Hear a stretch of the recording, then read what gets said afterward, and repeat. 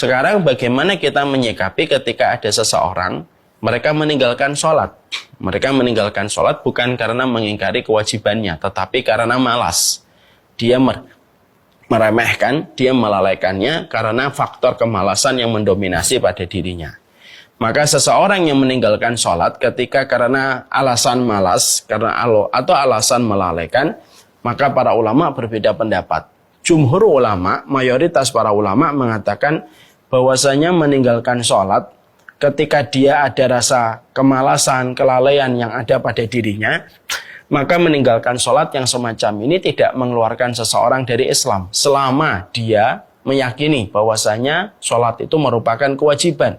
Cuma dia malas untuk melalaikannya, untuk menunaikannya. Maka orang semacam ini kalau kita lihat pada mayoritas para sahabat, mayoritas para ulama mengatakan ini tidak menjadi kafir, tetapi dia melakukan dosa yang paling besar.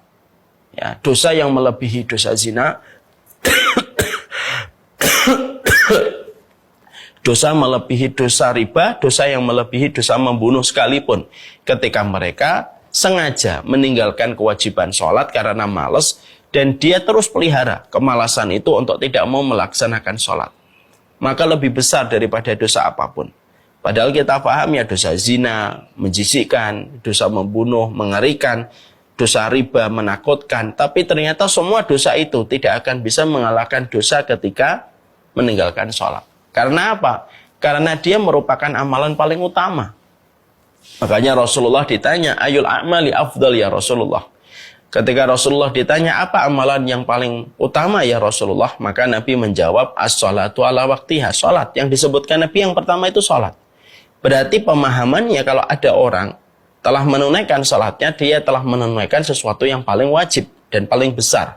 Tapi siapapun yang merobohkan urusan sholatnya, maka sesungguhnya ketika dia merobohkan urusan sholat, ya Masya Allah, maka dia telah melakukan satu amalan yang paling buruk pada kehidupan manusia setelah kesyirikan kepada Allah. Ya, maka kalau ada orang dia meninggalkan sholat karena malas, maka dia dosa besar. Tapi kata Imam Ahmad bin Hambal rahimahullahu ta'ala, Imam Ahmad bin Hambal tidak memiliki pendapat yang semacam itu. Imam Ahmad lebih tegas. Imam Ahmad mengatakan siapapun yang mereka meninggalkan urusan sholat, baik karena malas ataupun karena mengingkari kewajiban, maka hukumnya sama. Kalau dia terus memelihara kemalasannya, dia telah kafir dan telah keluar murtad dari agama Islam. Nah, ketika tahu fatwa yang semacam ini, kita terjemahkan pada kehidupan rumah tangga. Kalau ada seorang wanita atau seorang laki-laki dalam kehidupan berumah tangga, di dalam biduk rumah tangga yang mereka jalani, mendapatkan pasangannya tidak sholat.